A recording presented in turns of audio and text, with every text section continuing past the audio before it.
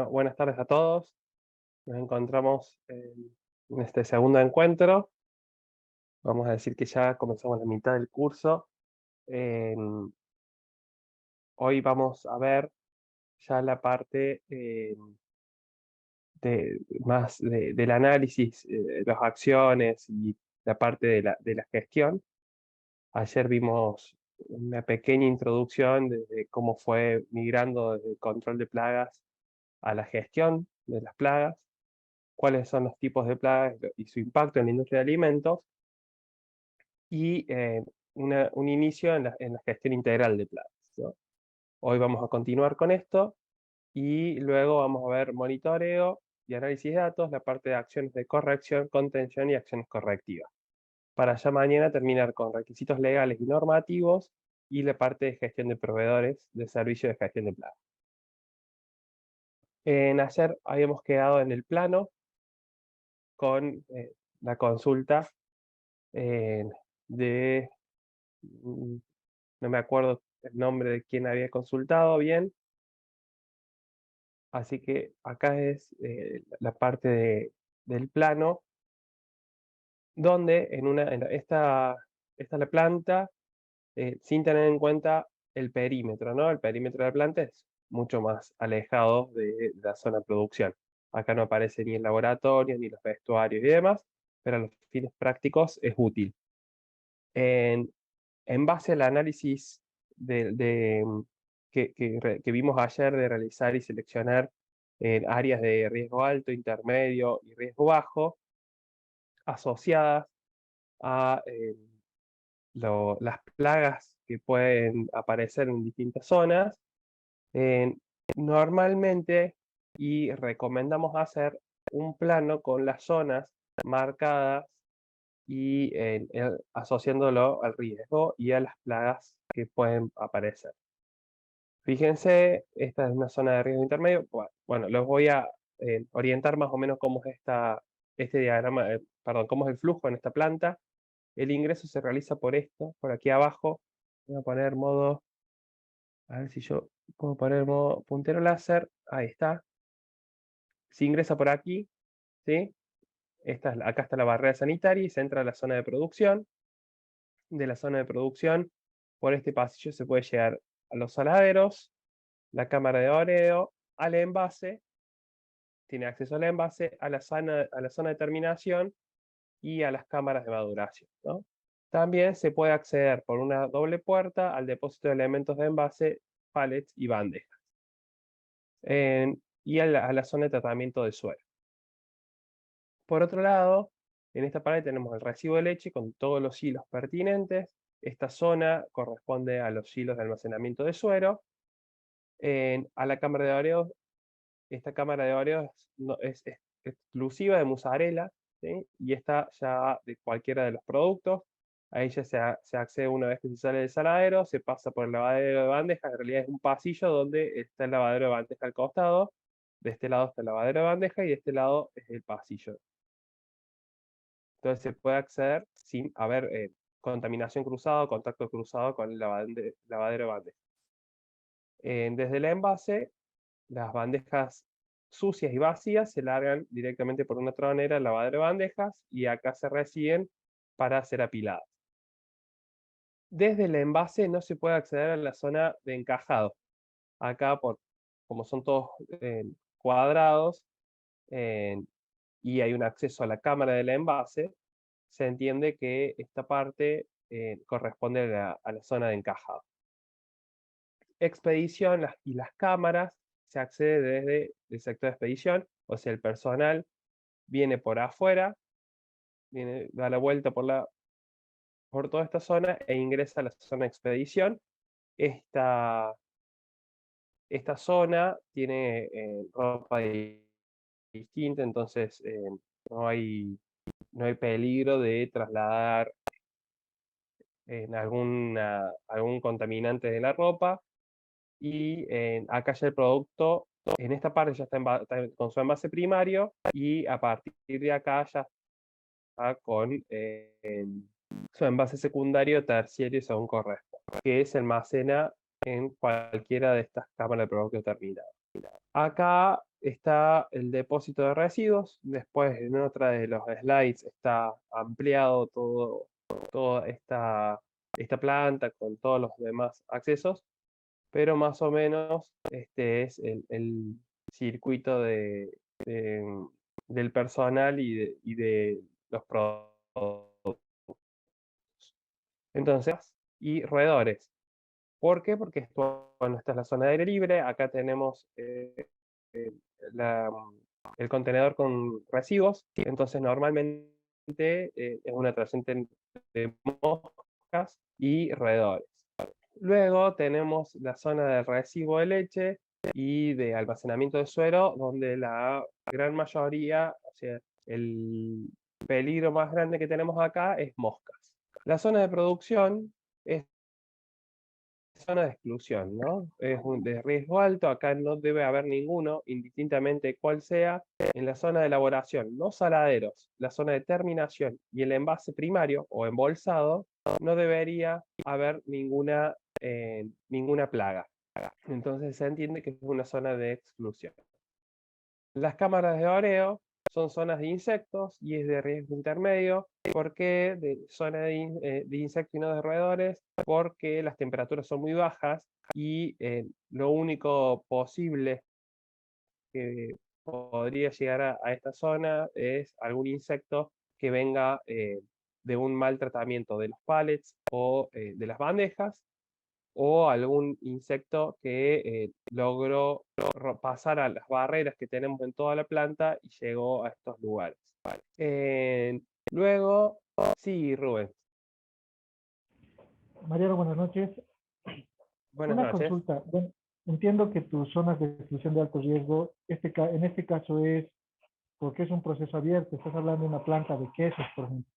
En una planta de líquido, Correcto. la mayor parte del proceso es cerrado por tuberías. ¿Cómo podría yo clasificar estas áreas?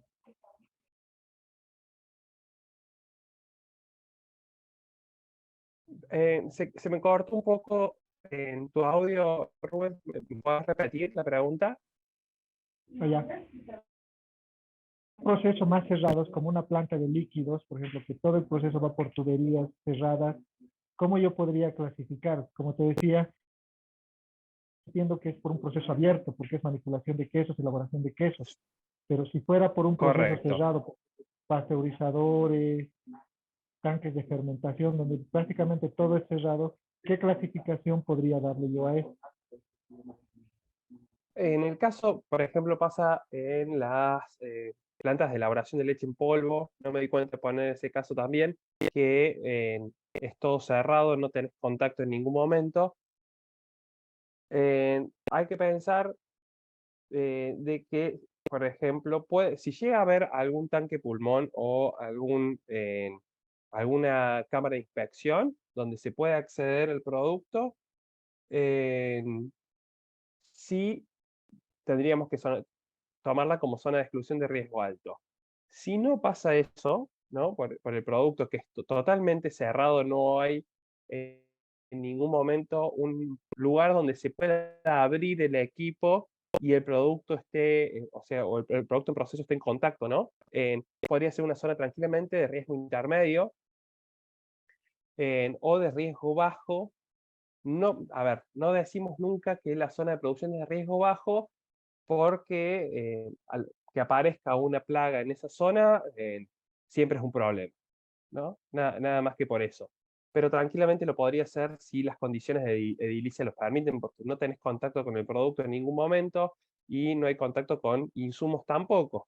Eh, Normalmente una planta que es totalmente cerrada, automatizada, vos tenés el agregado de insumos automatizado, no tenés, incluso las preparaciones de esos insumos pueden que sean en salas separadas, muy controladas y demás. Entonces, se consideran zonas de exclusión, pero de, no de riesgo intermedio o riesgo bajo, dependiendo la producción. Por ejemplo, en la leche en polvo, la zona de concentrado se entiende que es una zona de riesgo intermedio, porque no tenés contacto en ningún lado y no hay en ningún punto un agregado de un ingrediente o un aditivo que vaya desde esa misma zona. Si la sala de preparación de aditivos, donde se toma desde un tanque mediante una bomba que va a impulsarse al mezclador, esa sí se considera de riesgo alto porque hay una preparación de los insumos, hay una exposición de esos insumos al ambiente, entonces por el riesgo se entiende que es de riesgo alto. Y la zona de secado de leche en polvo normalmente se entiende como riesgo alto porque sí se pueden abrir en algunos lugares de las cañerías o del camino, por ejemplo, a la bajada de la torre de secado tenemos el vibrofluidizador y a la salida tenemos una criba, un tamiz, donde ahí sacamos una muestra, se puede abrir el vibrofluidizador en el momento que está funcionando y se sacan muestras, entonces sí, ya esa zona es de riesgo alto. Además, si nosotros elaboramos productos para consumidores sensibles, entiéndase lactantes, niños hasta 2 o niños hasta 5 años, ancianos y formulados especiales para personas con alguna enfermedad o algún problema, se entiende que siempre va a ser riesgo alto indistintamente si haya contacto o no. Esas serían más o menos las características que vamos a tomar en base a lo que nos recomiendan las normativas y a lo que se entiende desde la peligrosidad de quién lo va a consumir, o sea, lo peligroso que es que haya una contaminación. Sí, Rubén. Gracias, Mariano. Entiendo el punto. Entonces, el criterio para evaluar esta zona, una zona de exclusión, sería la exposición del alimento. Si yo tengo un tanque con una compuerta, por decirlo así, ya no Sí, ya no se consideraría un proceso totalmente cerrado, porque hay el claro. riesgo de que se quede abierto Sí, por esa exposición. y sobre todo vamos a entender también, Rubén, esto lo vamos, o sea, lo tenemos que analizar en el contexto total de la elaboración, porque a lo mejor nosotros tenemos, por ejemplo, la recepción de leche, que es normalmente abierta, tenemos los hilos, vemos leche, abrimos los camiones, y no es una zona de exclusión. ¿Por qué? Porque luego va a ir a una pasteurización, va a ir a un filtrado, vamos a tener procesos que van a reducir si hay una contaminación microbiana o si hay una contaminación por algún insecto. Eh, entonces vamos a tener barreras que después van a disminuir el peligro. Por eso normalmente lo que se hace para definir claramente cuál es la zona de exclusión es ver en el integral. Decimos, bueno, nuestro proceso tiene zonas que son puntos de controles críticos o controles preventivos que nos van a decir si una zona es o no de exclusión. En el caso de la elaboración de quesos, nosotros tenemos la pasteurización acá y luego tenemos la elaboración donde el producto está expuesto, como bien dijiste Rubens vos, tenemos una manipulación por el operario, por más automatizada que esté la planta de elaboración de queso, el queso está expuesto al ambiente. Y cualquier contaminación que se genere a partir de este momento, vamos a tener algún problema en aguas arriba, perdón, aguas abajo. Indistintamente que después tenemos un saladero, tenemos mantenimiento en frío, envasado al vacío y una maduración en quesos duros que si hay una carga microbiológica se va a ir perdiendo y a los fines de inocuidad va a dejar de existir, a los fines de que aparezca un insecto, un resto de una cola de una rata, en piel de una rata, una cucaracha o cualquier plaga, una pluma de un ave, eh, nos va a generar un problema, sin lugar a dudas. Entonces, tenemos que definir ciertas condiciones de que si aparece una plaga, indistintamente cuál sea en estas zonas de exclusión, es alarma inmediata.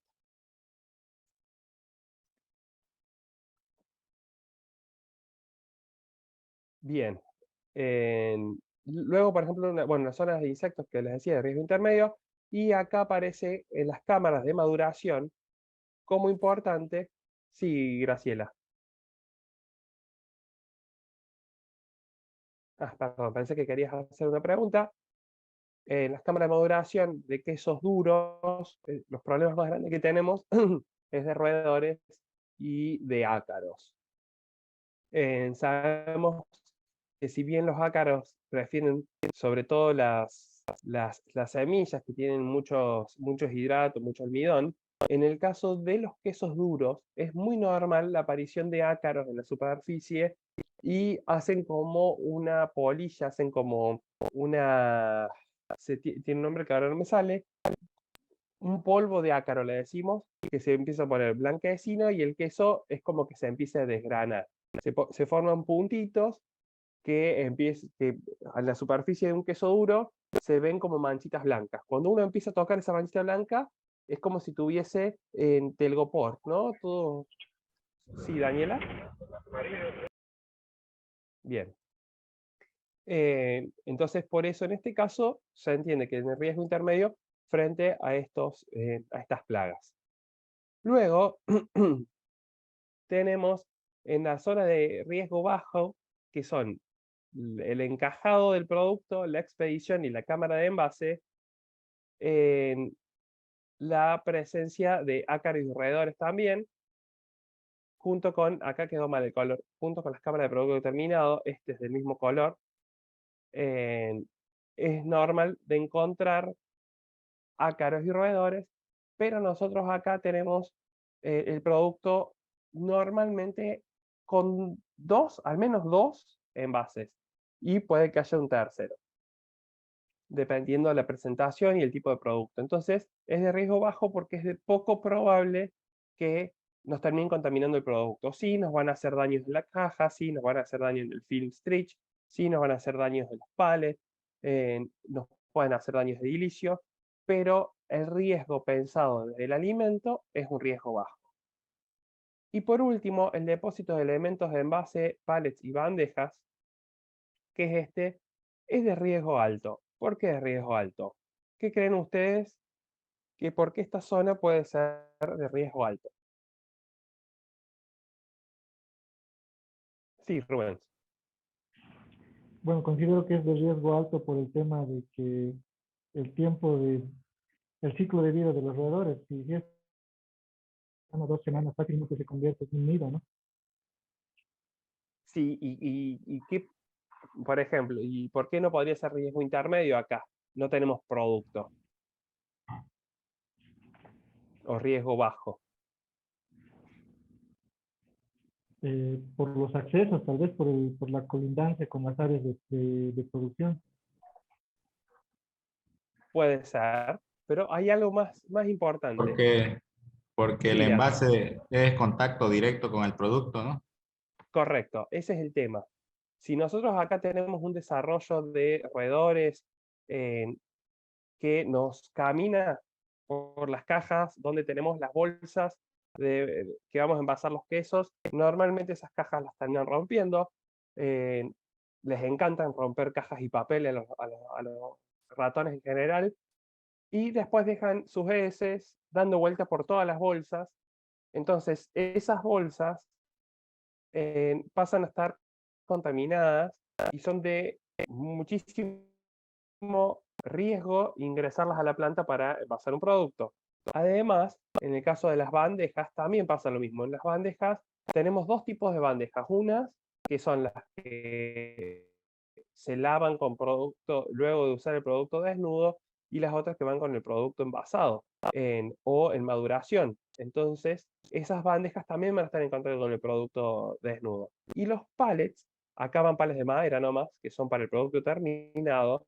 Si se nos anidan en nuestros queridos roedores, cuando vayan a la cámara de producto terminado, van a estar muy fácil de acceder a las cajas con los quesos que tenemos. Entonces, siempre que tengamos elementos de envase, es una zona de riesgo alto.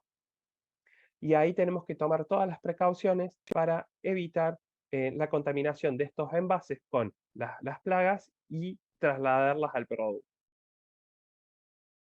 Esto es muy importante de realizar junto con el diagrama de flujo, con todos los pasos pertinentes, ¿no? Siempre es muy importante, yo insisto mucho eso desde las buenas prácticas de manufactura, cuando arrancamos a hacer un análisis de buenas prácticas, trabajar concienzudamente con un diagrama de flujo, con todos los pasos, bien explicado, todos los parámetros, para recién ahí poder definir cuáles van a ser nuestros peligros principales, nuestros puntos débiles, nuestros puntos donde a partir de acá no hay, o sea, cualquier contaminación que se nos genere, no vamos a tener una barrera que nos va a ayudar y vamos a tener que tener siempre presente de relacionar el diagrama de flujo con nuestro plano o nuestro croquis, como en este caso, de la planta. Entonces, saber dónde van los pasos. Entonces, uno automáticamente hace este trabajo y luego, vamos a poner marcador, no, perdón, ese no, empieza a hacer lo siguiente. Hace recepción, luego pretratamiento, luego elaboración, luego saladero, ¿no? Tiene que hacer este trabajo. Parece algo como que se cae de maduro, pero es muy importante hacerlo para verlo.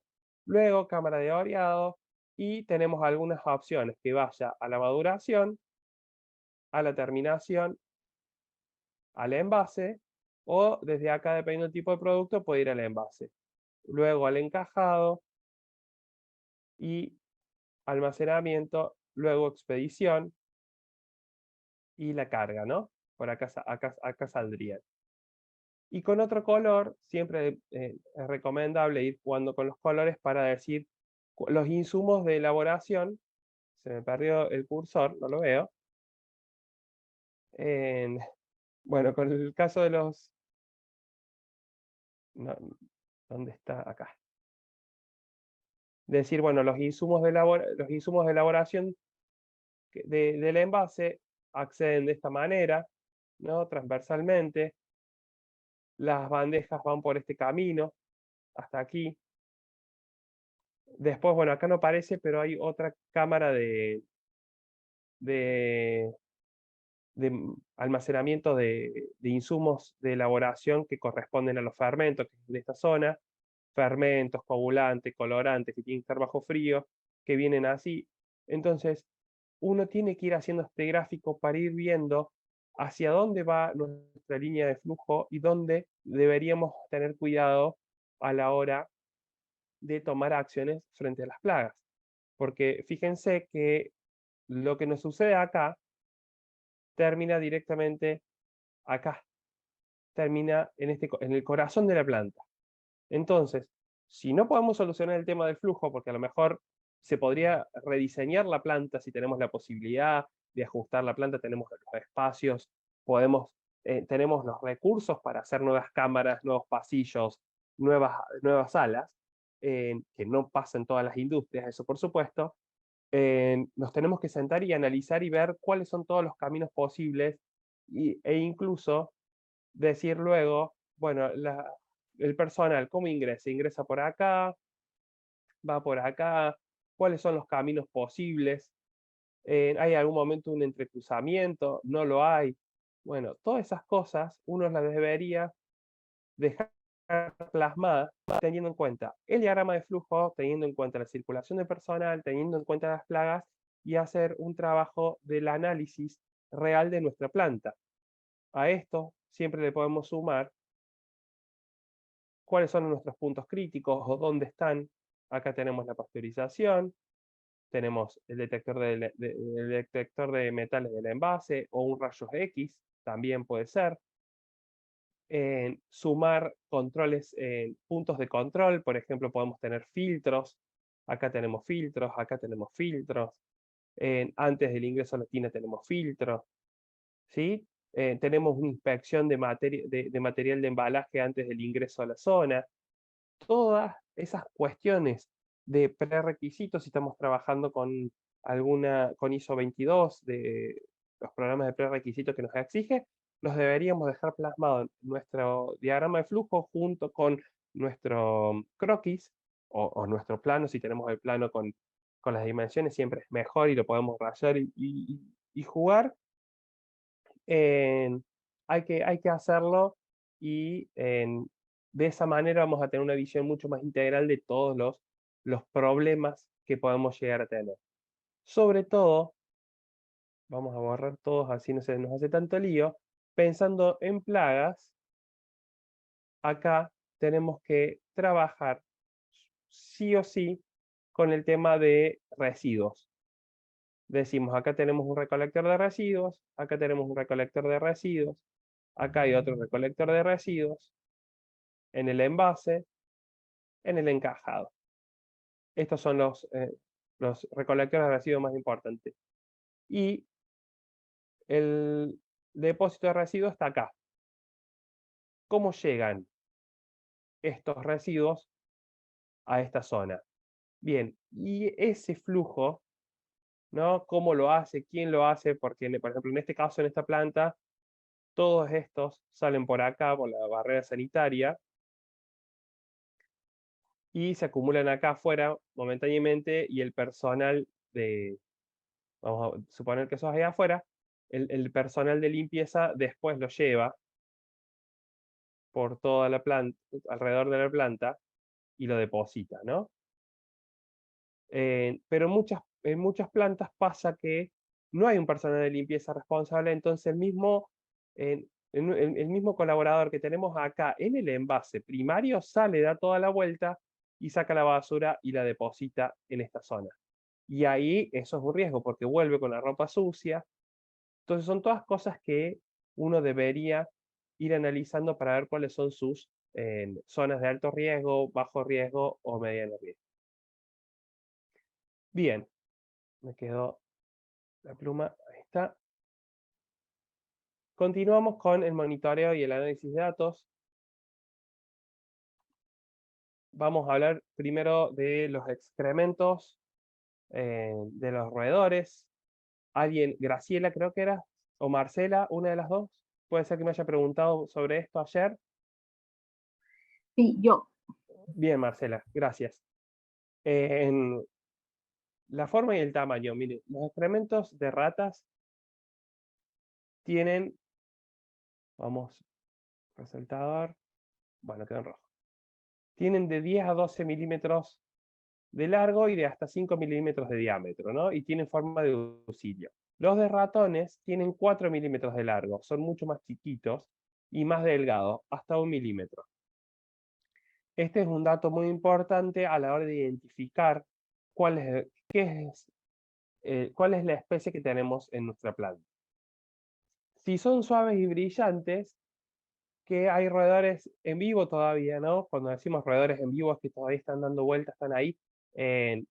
No, si estos no están, no sé si les pasó de encontrar excrementos de roedores, pero se nota mucho cuando son bien brillantes, como si tuviesen agua, se nota que son frescos, versus los que ya son opacos, que se empiezan a descascarar o a desarmar fácilmente, se entiende que hace mucho que están y puede que no sea de una, una presencia actual de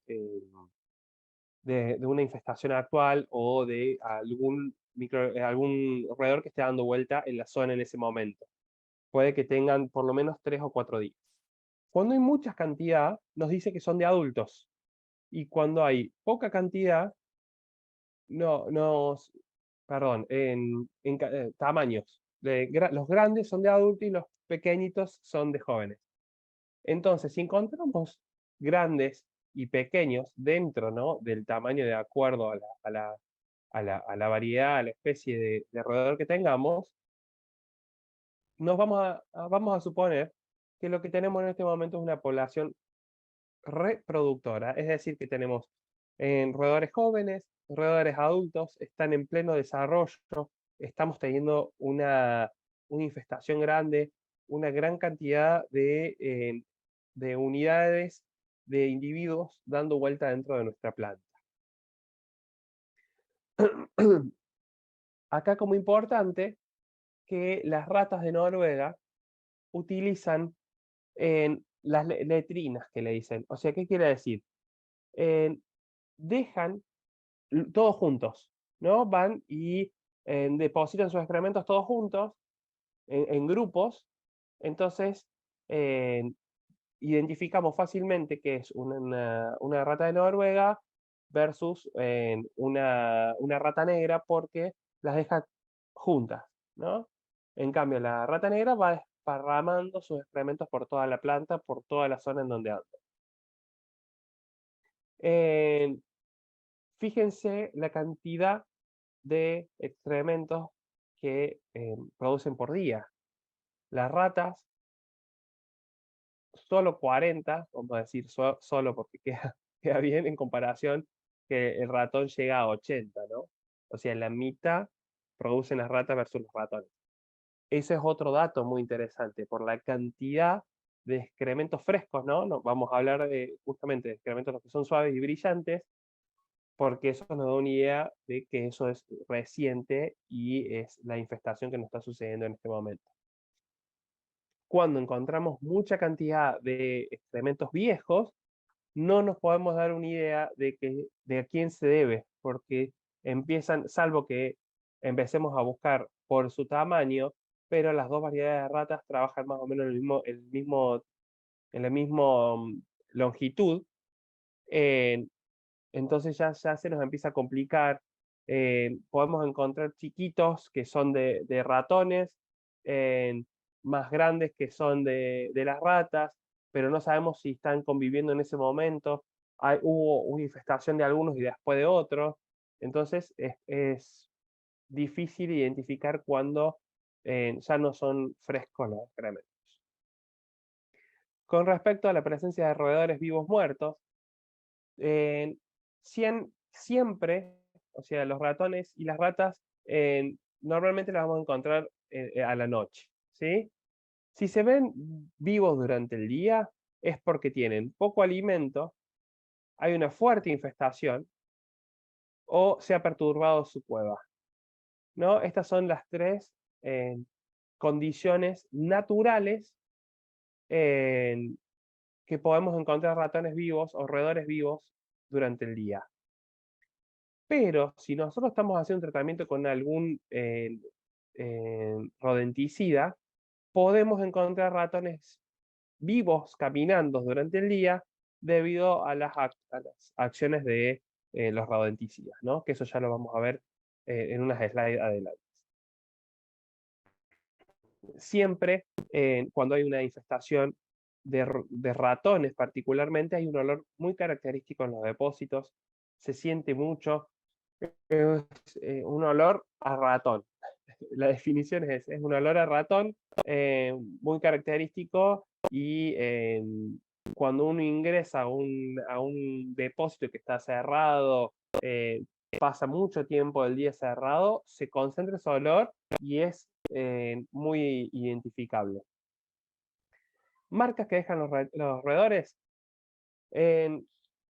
Sucede por la piel, ¿no? La piel que tienen, que normalmente tiene una película protectora de grasa natural. Entonces, cuando van dejando, o si ellos pasan por una superficie o pasan por abajo de un estante o por entre medio de los pares, quedan las marquitas cuando es contacto regular, ¿no? Y se nota mucho porque es una marca oscura y grasosa. Tengo unas fotos para mostrarles sobre esto. No me di cuenta de ponerlas en este momento, las puse después. Y se nota claramente que por ahí pasó un roedor muchas veces. Entonces, quedan sus marcas, sus restos de grasa en las superficies. La grasa del cuerpo, combinada con suciedad y orina, se acumula en lo que se denomina pilares de orina. Y fíjense, este es uno de los temas más bravos, porque pueden permanecer indefinidamente en las superficies. Y no quiere decir que haya sido una infestación actual. Esta acumulación de grasa es difícil de limpiar junto con la mugre normal del ambiente donde se desarrollan y la cantidad de orina, dejan unas marcas muy particulares en las distintas superficies en las que realizan esto, donde andan normalmente. Entonces, encontrar eso no quiere decir que tengamos una infestación actual. Puede decir que hemos tenido o podemos estar, puede pasar cualquiera de las cosas. Los rastros, le decimos las huellas sobre todo, se pueden encontrar en los depósitos donde hay mucho polvo, ¿no? Eh, es muy difícil identificar por las huellas qué especie es. Más allá del tamaño, pero cuando pasan muchas veces, se empiezan como a agrandar esas huellitas. Entonces por ahí es difícil identificar de qué especie estamos hablando. Pero sí encontrar estos rastros, estas huellas o las marquitas de la cola, nos va a dar un indicio de que hay roedores dando vuelta. Las huellas y las marcas no nos dicen si está sucediendo ahora, si ya pasó o no. En zonas donde no hay circulación de personal, donde no se limpian frecuentemente, en donde el polvo está fijo, por así decirlo, durante mucho tiempo, hay que ser muy experto para identificar si es fresca o, o de hace unos días la marca de esas huellitas o de la cola. Entonces es como que sí, nos dice, pueden haber pasado ratones por acá, puede haber una infestación por acá o puede haber pasado, nos da una idea de que puede ser un camino, pero no nos dice mucho más.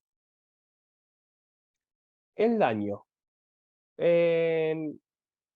Nos vamos a encontrar con daños en la madera cuando el roedor quiere ingresar a un edificio. ¿Sí? Se notan las marcas en los marcos de las puertas, en los marcos de las ventanas, en las puertas propiamente dichas. Si tenemos en este, material donde se realizan las paredes, que son eh, encastrables, que tienen una aleación plástica, aislante y demás, eh, son muy fáciles de romper por los roedores también.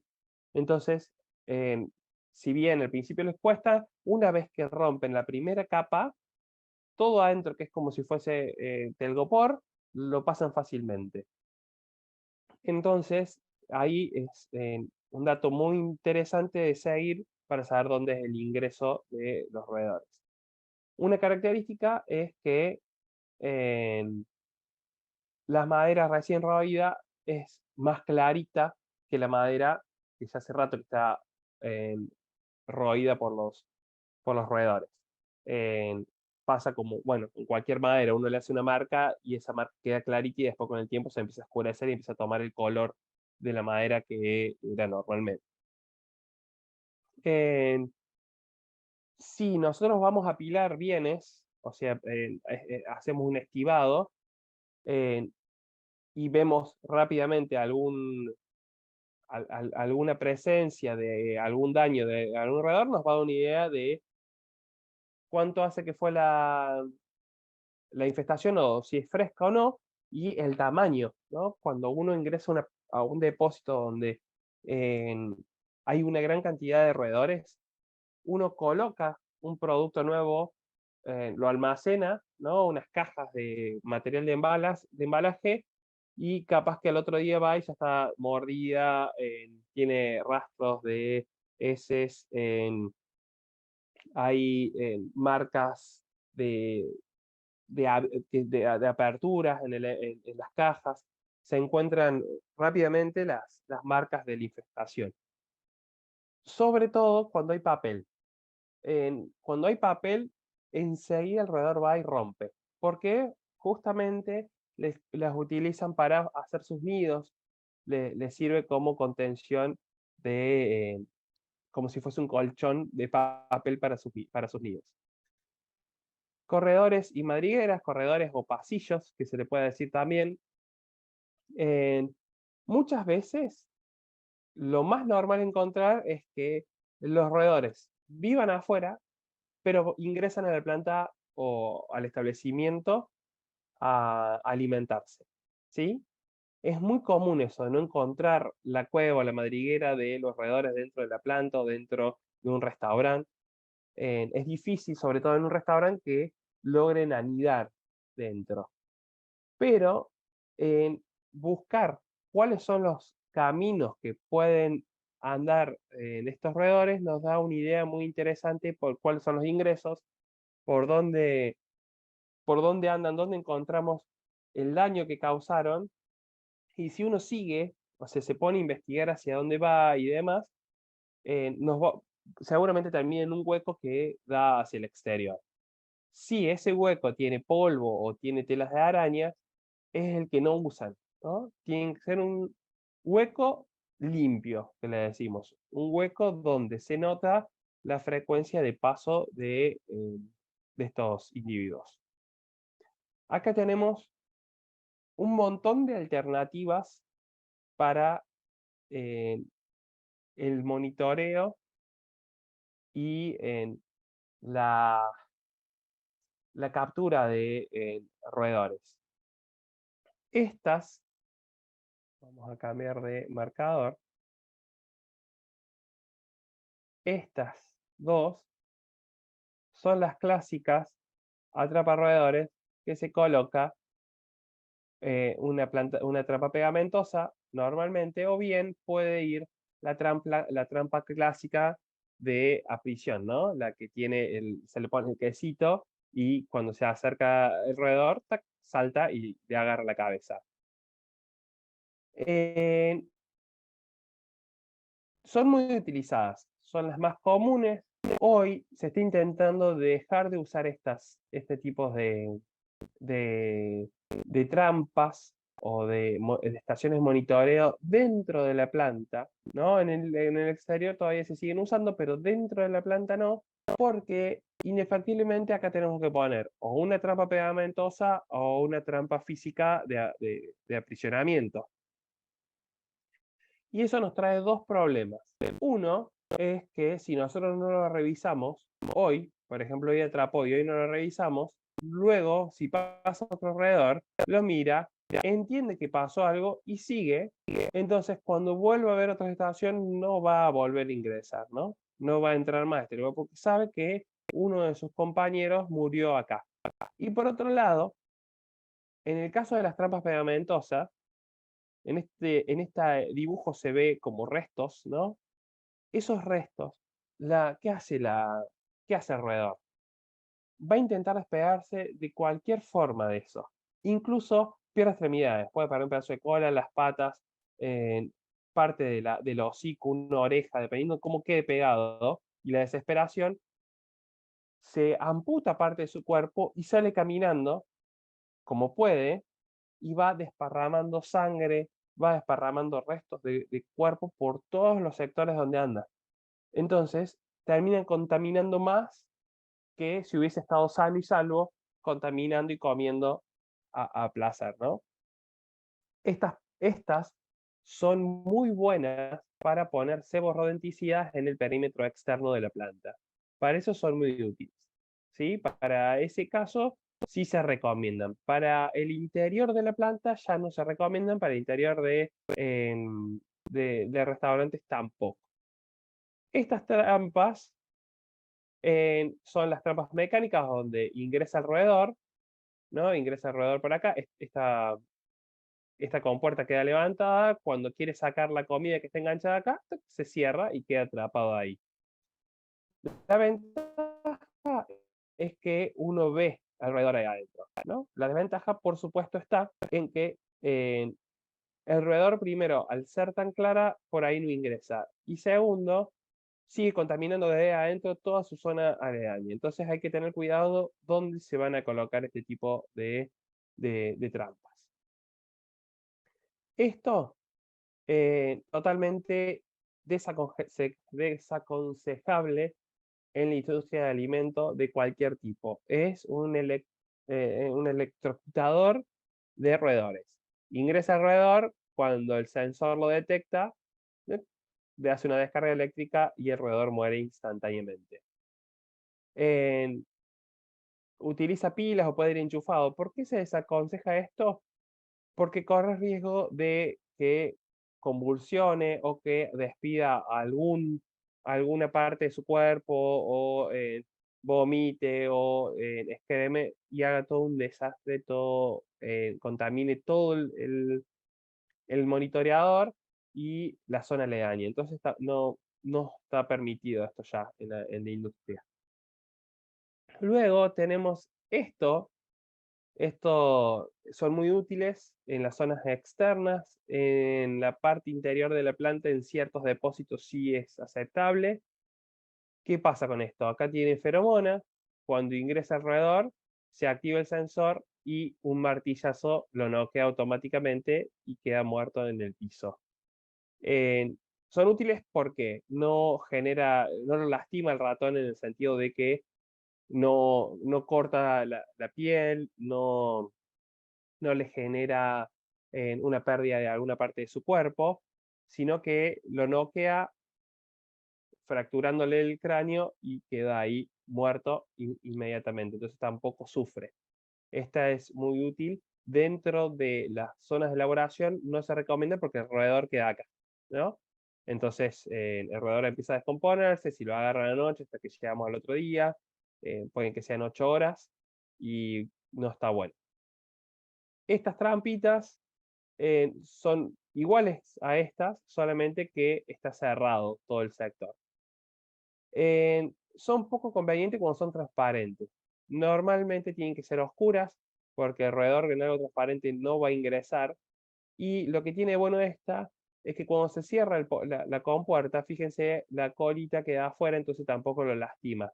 Este roedor se puede llevar a otro lugar, a su hábitat, y no producir la muerte del animal. Más a grandes rasgos, estas son las trampas, o sea, el control físico que podemos tener en la planta. Luego podemos hablar de control biológico. El tema de control biológico hoy está muy aceptado. Hay mucha tendencia en hacer esto para el manejo, en la gestión de ambiente, pero por ahí no es tan fácil de aplicar. Fíjense, las opciones son hurones. Se ha utilizado con relativo éxito, ¿no? Vamos a cambiar esto otra vez. En las culturas sajonas, ¿no? En Estados Unidos, Reino Unido, esa zona ha tenido algunos poco de éxito porque se alimenta de ratas y ratones. Es útil en lugares como una bodega o un depósito, cuando las infestaciones son bajas o medias. Entonces uno trae hurones, los larga y deja que se alimenten. Las lechuzas, esto ya es más normal acá en la zona de Villa María, Córdoba, donde vivo yo. Las lechuzas son parte del ambiente, ¿no? Son animales normales, son aves normales que podemos encontrar. Se alimentan de las variedades de ratas y además son altamente específicos, o sea, son muy precisos a la hora de la caza y además tienen hábitos nocturnos que también eso es muy bueno. ¿Cuál es el tema de esto? Que si el roedor está en el interior, no podemos mandar lechuzas adentro de una planta o adentro de una bodega. Esto es toda la parte aledaña. Los perros está muy discutido. Yo en uno de los documentos que les compartí está todo desarrollado el tema de perros, de cuáles son las evidencias que se obtienen de acuerdo a las distintas bibliografías y los distintos experimentos. No se puede concluir de que sean efectivos, ¿no? Con los gatos pasa lo mismo.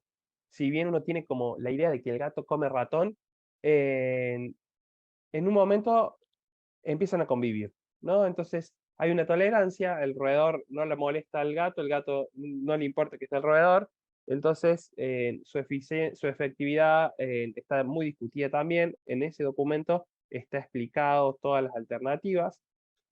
Entonces, teniendo en cuenta cuáles son los posibles controladores biológicos que tenemos de los roedores, es difícil implementar, ¿no? Que podamos hacerlo, decir, bueno, la bajada de línea sea para todas las industrias, hacemos esto.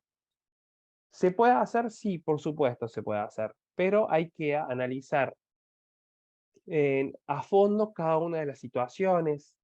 No podemos ingresar, supónganse, hurones a lugares donde tenemos, que no son autóctonos, entonces estamos trayendo un animal que no es del lugar, que puede generar otros problemas. Entonces hay que tener cuidado cómo se hace y de las formas que se hace.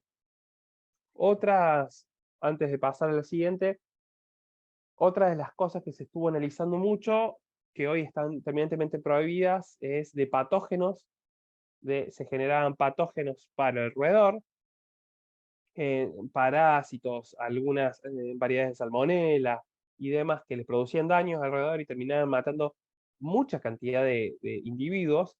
Se corre riesgo de que, si bien son súper específicos, el desmanejo traiga otro problema.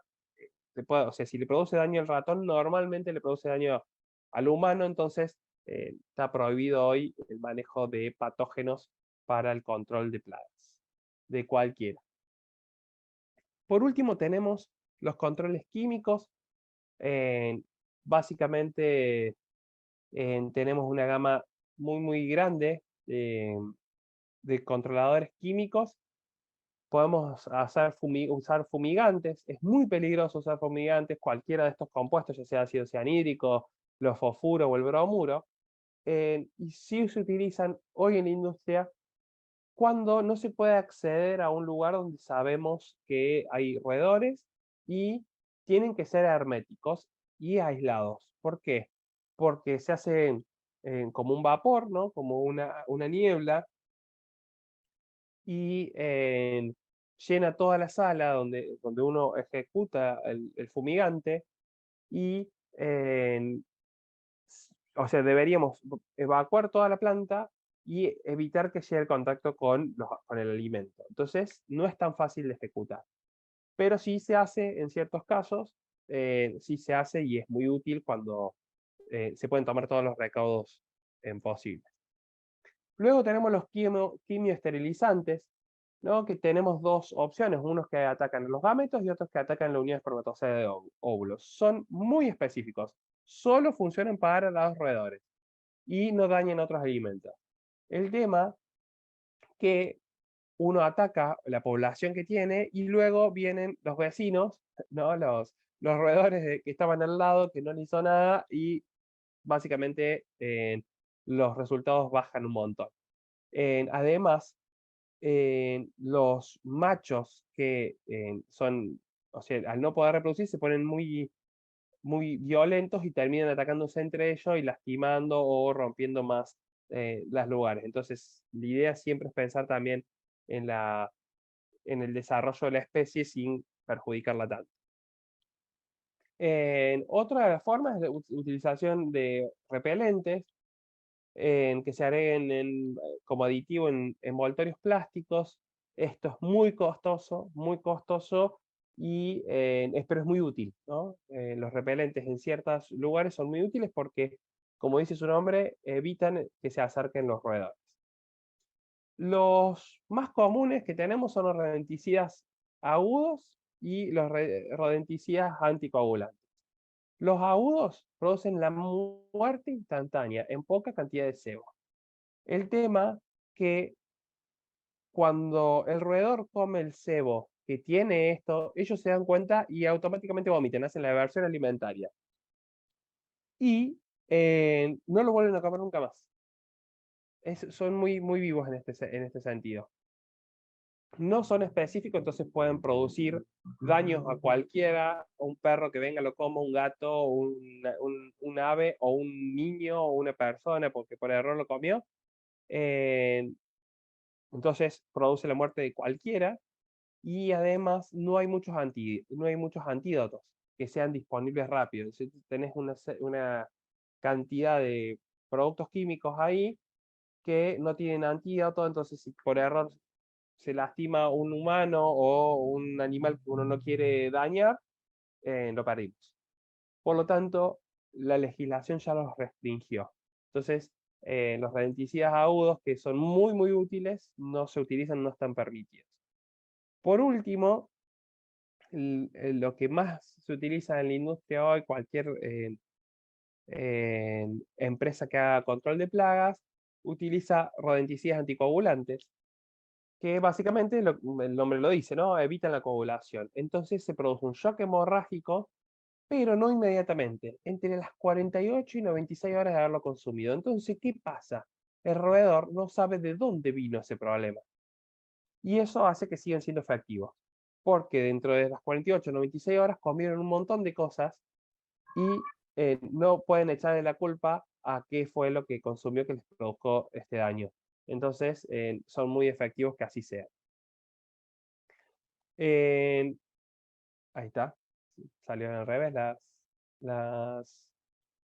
los cuadritos, los más comunes, ¿no? Que tenemos como rodenticida anticoagulante, son todos estos, ¿no? Que su principio activo es este, el que más se usa es el bromadiolón, el flucloxacin, la difacinona, son los más comunes que podemos encontrar en composición de cualquiera de los rodenticidas. La dosis letal 50, ¿no? En miligramos por kilogramo, la dosis letal 50 es la cantidad de miligramos necesarios para matar el 50% de una población determinada, ¿sí? Fíjense lo poquita cantidad que es necesario, salvo la clorofacinona, y la warfarina, que utiliza 186 miligramos. Los otros, en muy pocas concentraciones, matan el 50% de los individuos. Entonces, bueno, acá nos dice la concentración que tiene cada uno de los cebos y qué cantidad de gramos de cebo uno le debería dar para una rata de 250 gramos. Esta tabla también está en la documentación que yo les dejé en el Excel. Perdón, en el Drive. Las presentaciones de estos rodenticidas pueden venir en polvo, líquidos y los cebos de cereal. Los más comunes de utilizar son los cebos de cereal, ¿sí? Estos son los que se ponen en las estaciones de monitoreo. Perdón. Y nos permite ver cuando se roe el cebo, queda marcaditos los dientes, entonces se puede ver actividad. Perdón. En el caso de los polvos y los líquidos, el polvo no es para nada recomendable en la industria, y el líquido solo cuando tenemos una infestación en una zona de bajo riesgo o una zona de no contacto con alimento. Y acá yo bueno, no avanza ahí está. Hay dos formas de colocar los cebos. Una es cebado por saturación y el cebado de pulso. En el caso del cebado de saturación, es aplicar una gran cantidad de cebo por punto de cebado, ¿no? O sea, nosotros tenemos una estación, ponemos mucha cantidad de cebo, estamos hablando entre 200 y 400 gramos, una cantidad tremenda. Fíjense los gramos que necesitamos de cada uno de los cebos para matar una rata. Estos rodenticidas requieren, para resultar efectivos, ser consumidos durante varios días consecutivos, por lo cual la reposición debe hacerse cada 24 horas. Esos son los datos que nos da la bibliografía. Con respecto al cebado de pulso, es una gran cantidad de puntos de cebado, ¿no? A diferencia de esto, nosotros por cada punto de cebado ponemos una gran cantidad de cebos. En este caso ponemos varias cantidades de puntos con poca cantidad de cebo. Y el reemplazo se hace cada 7 días, 10 días, dependiendo cómo lo definamos en base a la cantidad de hallazgos que vamos teniendo. Esto hace que el roedor que hayan ingerido una dosis letal no puedan volver a alimentarse, y luego los que hayan sufrido el proceso tóxico, o sea, se mueren dentro de esos 7 días, y la próxima puesta nos permite atacar a otros. ¿En qué casos usamos un método u otro? En el caso del cebo de cereal, lo vamos a utilizar para el monitoreo si encontramos, sí, o sea, cuando nosotros ponemos toda la estación de la segunda barrera o de la primera barrera fuera de la planta, ¿no? De la planta elaboradora, pero dentro del perímetro, ahí vamos a poner cebos, ¿sí? Cebos de cereal vamos a poner. ¿Cuándo vamos a usar uno? ¿Cuándo vamos a usar otro? No hay una definición de cuál es mejor o cuál es peor. ¿Cuál es el tema? El cebado de saturación, como es tanta cantidad y hay que reemplazarlo constantemente, hay que dedicar mucho tiempo, mucha cantidad de personas dedicada a esto, de reemplazarse, de revisar, ir y poner cebos, estar encima, viendo que si se consumen, agregar más cebos, todos los puntos que tengamos en la planta. Entonces te lleva tiempo porque es todos los días reponer cebo. Entonces el cebado de pulso por ahí es mucho más preferible porque necesita poca gente que una vez a la semana va y hace la revisión y coloca nueva cantidad de cebo. Normalmente lo que se hace es hacer una combinación, ¿sí? Siempre es, eh, hacemos muchos puntos de cebado y una más cantidad de cebo de lo que nos recomienda la técnica de cebado de pulso, ¿no? Para que se den una idea, el cebado de pulso es de entre 20 y 30 gramos, o sea, con un cuadradito del cebo es suficiente. Entonces, ¿qué se recomienda? Hacer más cantidad, o sea, por lo menos 50 gramos, unos 7 u 8 cebos atados, enganchados en cada una de las estaciones de monitoreo. Y en vez de hacerlo cada 7 días, lo hacemos cada 5. Esto, piénsenlo, que lo vamos a hacer cuando tengamos una infestación grande, ¿no? No para o una infestación media, no para el monitoreo común, no para el, el mantenimiento, ¿no? Cuando nosotros encontramos que hay una buena, o sea, nosotros tenemos el monitoreo común donde tenemos un cebito en cada uno de las estaciones de monitoreo, y cuando empezamos a ver que de una semana para la otra, una zona de la planta, ¿no? Se han consumido los cebos, vamos a ejecutar alguna de estas dos acciones. ¿Por qué? Porque queremos controlar rápidamente esa infestación que nos está produciendo. Si bien puede ser una barrera secundaria, una barrera primaria, todavía no tenemos el problema dentro de la planta, pero tenemos que controlar lo antes posible. Entonces, vamos a ir mezclando y vamos a ir jugando con estas dos alternativas de acuerdo a la disponibilidad del cebo que tengamos y el personal involucrado, ¿no? Entonces, esos son los temas que tenemos que tener en cuenta. Tema cucarachas. Las cucarachas dejan algunas marcas en la superficie que dejan rayas marrones irregulares. No sé si les pasó a encontrar esto, que son básicamente las heces o la orina de la cucaracha. Las cucarachas vivas se pueden detectar usando una antorcha, brillando en refugios o desagües con un spray de aerosol. Y se debe tener cuidado para evitar el contacto con el propelente y cualquier llama, por supuesto. Cuando uno tira un spray de aerosol con un fuego, se brillan las cucarachas.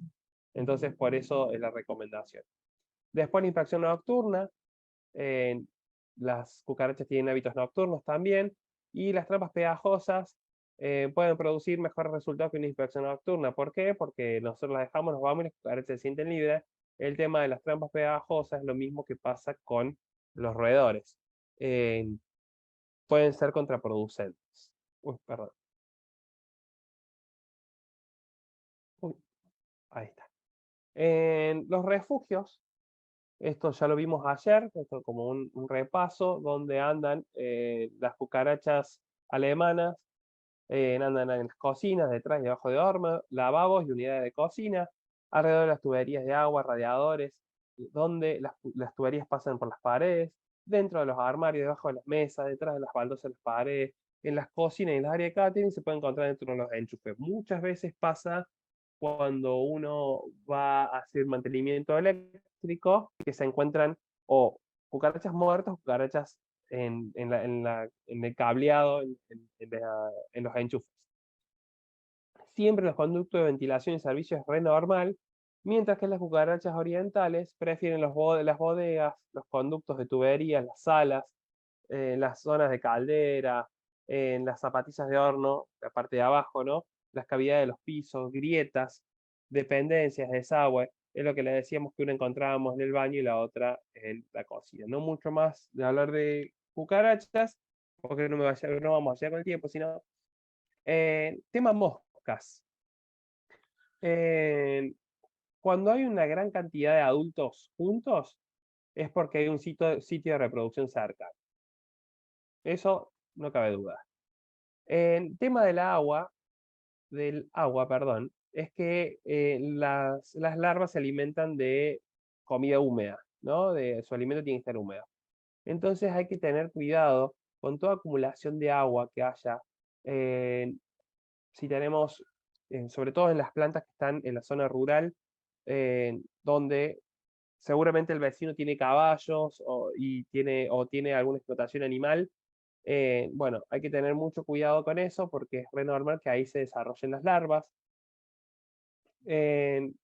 Después, donde se lavan los pisos, decimos que los lugares donde no se llegan a secar y encima hay acumulación de residuos, como abajo de las cocinas, abajo de las cámaras, abajo de las heladeras, abajo de las maquinarias que no se pueden mover,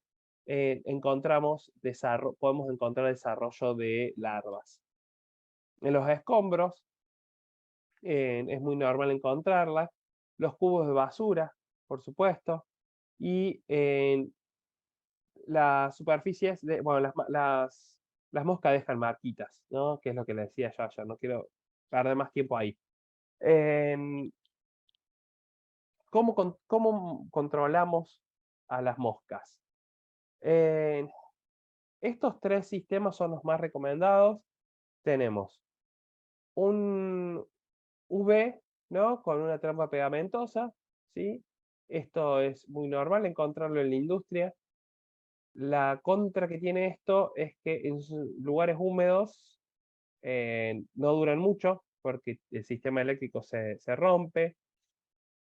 Y es muy importante el recambio en lugares donde hay mucha cantidad de moscas porque se satura la placa y no sirve más.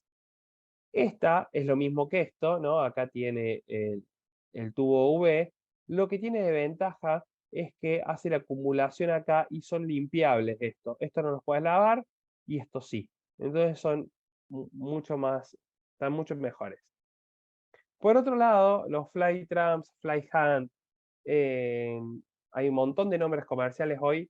Esto, no sé si los han usado, son sumamente recomendables. Realmente funcionan de una maravilla. O sea, tienen tantas cosas buenas. Son económicos. Atrapan una gran cantidad de moscas. No evitan la utilización de energía eléctrica, como pasa acá. No atraen otros insectos, entonces como acá la luz UV atrae todos los insectos. Acá no, acá solo atrae moscas, las moscas quedan encerradas ahí, se muere. Esto dura entre 10 y 15 días dependiendo de la época del año. Realmente muy útiles, son muy económicos porque la reposición se utiliza, que en realidad es una base de suero, vinagre, azúcar y demás, es muy fácil. Incluso si uno no quiere comprar el producto, lo puede preparar en casero, entonces está buenísimo.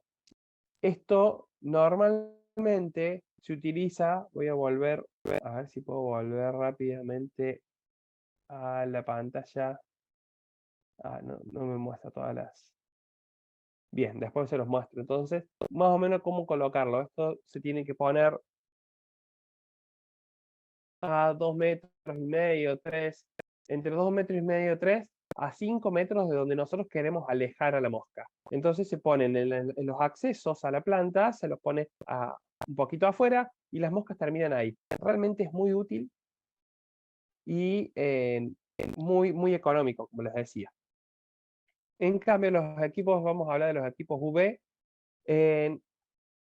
hay que tener mucho cuidado donde uno pone un equipo UV porque puede ser muy contraproducente. Las moscas normalmente vuelan entre 1 metro y 1,5 metros del suelo. Entonces, lo ideal sería colocarlas a esas alturas. Si nosotros tenemos una sala donde tenemos 5 metros de altura y vamos a ubicarlas un poco más alto, porque la mosca dentro de una misma sala puede llegar hacia el techo porque está encerrada. Y estas trampas no tienen que estar ubicadas donde el personal se pueda golpear. Acá es importante tener esto. O sea, estas placas tienen un atrayente, ¿no? Se le coloca un olor, estas placas pegamentosas, además de la luz UV, pero si hay otros olores atractivos, van a preferir los olores atractivos. Entonces hay que tener cuidado dónde la vamos a colocar. Fíjense, bueno, las condiciones de 6 metros de las moscas, pero se puede recorrer toda la planta sin problema. Sí. Hola. Perdón, parece que habían hablado. Pueden recorrer toda la planta. Una vez que ingresa a la planta, la mosca puede recorrer toda la planta sin lugar a dudas. Entonces hay que tener presente eso. ¿Dónde vamos a colocar? Siempre es importante en los accesos para que queden atrapadas ahí y no sigan ingresando a la planta. Fíjense la retención. A cabo de 7 horas de prendido tenemos el 92%, a las 24 horas 98% y a las 36 casi el 100%, 99% a las 36 horas de conectado. Las lámparas fluorescentes y las incandescentes, que son las más comunes, no ofrecen competencia frente a la luz UV, pero sí la luz solar. Por lo tanto, nunca está totalmente prohibido poner una atrapa insectos de este estilo apenas uno abre la puerta y que esté al frente. Eso no puede suceder. ¿Por qué? Porque por dos motivos. Primero, que nos va a competir con la luz solar, entonces no va a tener deficiencia, pero además cada vez que abramos la puerta, todos los insectos que estén dando vuelta afuera van a ingresar si es de noche. Entonces eso no se hace. Y lo importante, bueno, el objetivo es justamente interceptar insectos para evitar que ingresen a lugares críticos. Y tienen que estar encendidos a las 24 horas. Me ha pasado de ir a auditar plantas que hay equipos que están apagados porque se rompieron, porque lo prenden en ciertos momentos. No, el equipo tiene que estar todo el día encendido a las 24 horas y los tubos UV hay que reponerlos para que no pierdan su capacidad. Bueno, libres de polvo, por supuesto. Los insectos tienen una temperatura óptima de 30 grados de desarrollo y a temperaturas por debajo de 10 prácticamente no tienen actividad. Entonces no hay que poner estas placas, estas trampas en zonas frías. ¿Sí? No vamos a poner una trampa insectos dentro de una cámara, no hay ninguna posibilidad. Las moscas cuando ingresan, esto es un dato muy importante, siguen una ruta en círculo en el sentido contrario al de la aguja del reloj. ¿Sí? Entonces se sugiere que las trampas deben colocarse a las derechas. ¿Sí? Entonces si nosotros tenemos una puerta, siempre la vamos a poner a la derecha porque la mosca hace esto, ¿no? Entonces es muy importante. Nos recomienda que esté entre 10 a 12 metros cuando hablamos de una sala cuadrada que tengamos las paredes enfrentadas. Fíjense esto, cuando existan varios locales interconectados, las trampas se deben colocar siempre en la ruta que pueden seguir los insectos desde su ingreso. ¿No? En el caso de las moscas que van hacia la derecha, van a ir primero a los lugares que puedan acceder yendo hacia la derecha.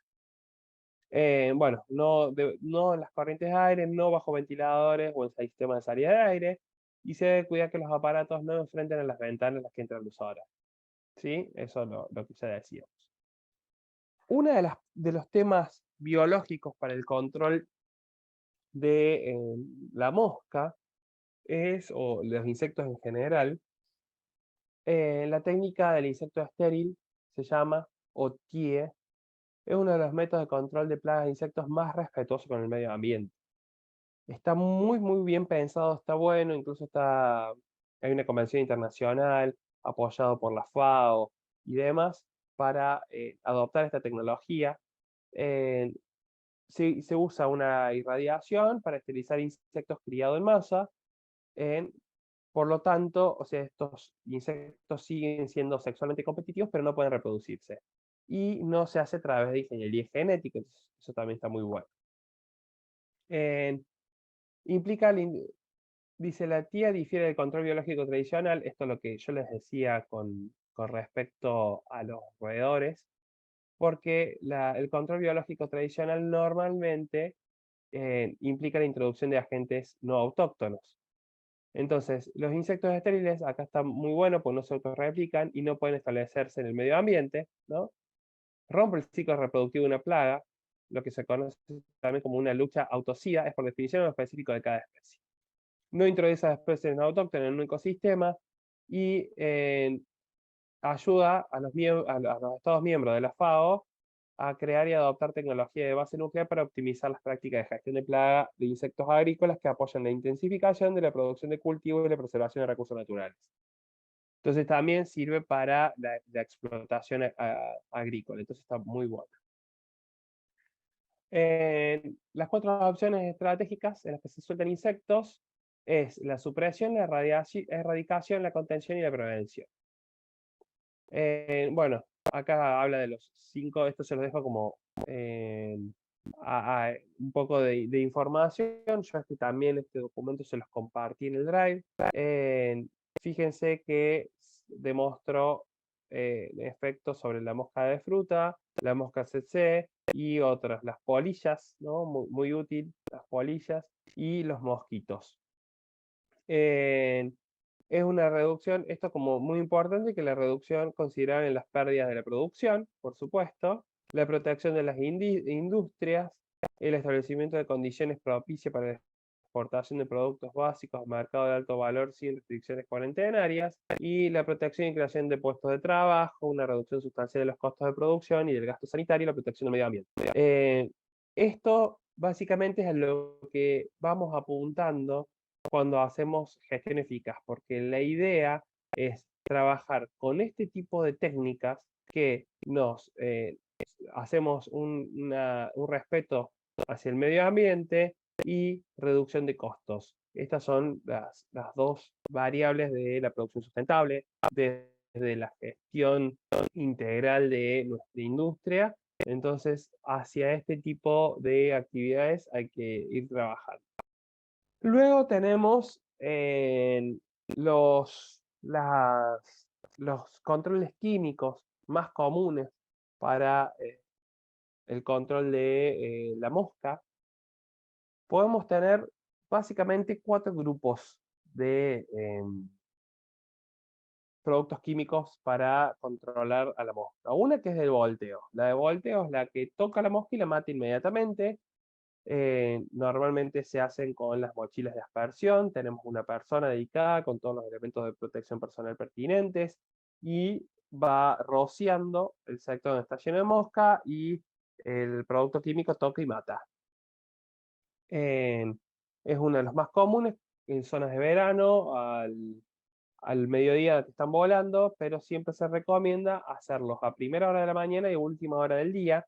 ¿Por qué? Porque la mosca se posa en los lugares blancos donde da el sol, ¿sí? Los lugares calentitos. Entonces a la mañana, 7:30, 8 de la mañana, que está empezando a salir el sol, en verano un poco antes también, que están todas las moscas apoyadas en donde las paredes blancas, donde le da primero el sol, lo ideal es hacer esto, ir como volteo y hacemos una pasada y todas esas moscas mueren inmediatamente.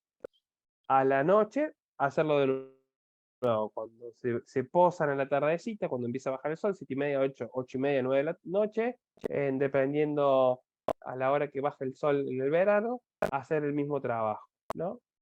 es muy útil porque rápidamente eliminamos una gran cantidad de individuos que tenemos en la planta.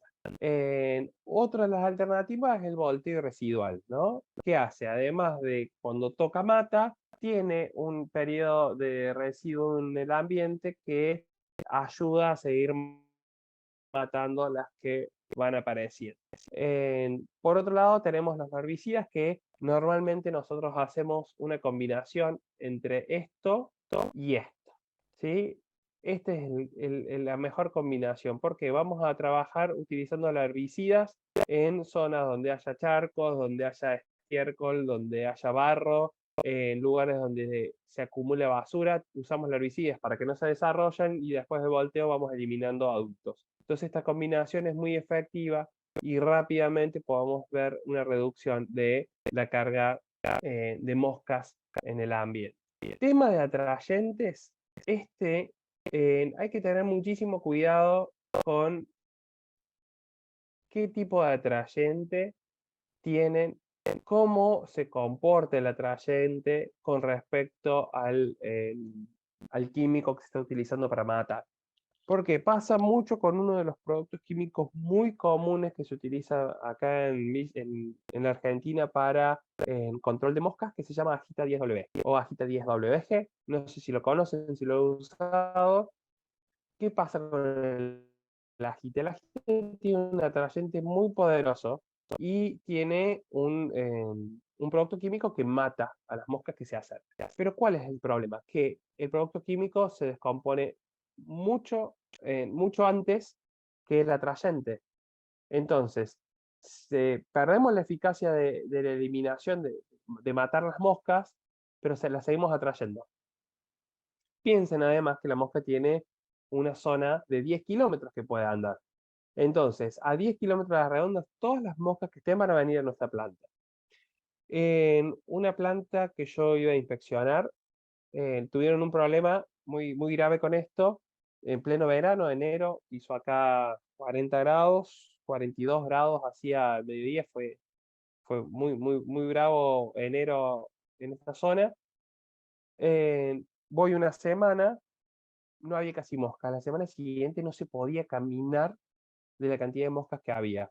Entonces me pongo a charlar con la gente y me cuentan que la responsable de calidad está de vacaciones, había dejado encargado a uno de los chicos para que haga la fumigación y utilizaban un producto con el atrayente y el veneno, que tenían que combinarlos en ciertas proporciones y fumigar. ¿Qué hizo? El chico se olvidó de agregar producto químico, lo hizo solamente con el atrayente. La planta esta está en el medio del campo y tiene 3 tambos al lado, una explotación de cerdos y a no más de 5 kilómetros está el depósito de residuos de la ciudad. No se dan una idea la cantidad de moscas que había dentro del perímetro de la planta. No se podía caminar y vos salías de la planta y no había, era muy, muy, muy loco que en la vereda del frente de la planta donde dejábamos el auto casi no había moscas, claro, estaban todas adentro de la planta, una locura, pobre, porque después tuvieron que salir a limpiar, a usar productos químicos para barrer esos atrayentes y hacer de nuevo todo el control. Fue realmente complicada la situación.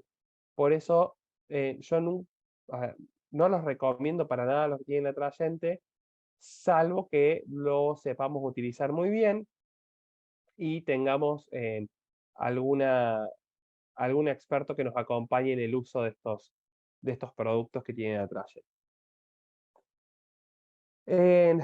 Por último, de monitoreo, como dato importante, en tema de palomas. Las palomas y aves en general, nosotros tenemos que evitar que se depositen o que se logren pararse en los edificios, en nuestros edificios. Entonces, bueno, esta es una de las soluciones más comunes de poner pinches, ¿no?, entrecruzados, cosas que no se apoyen las palomas. Otra es hacer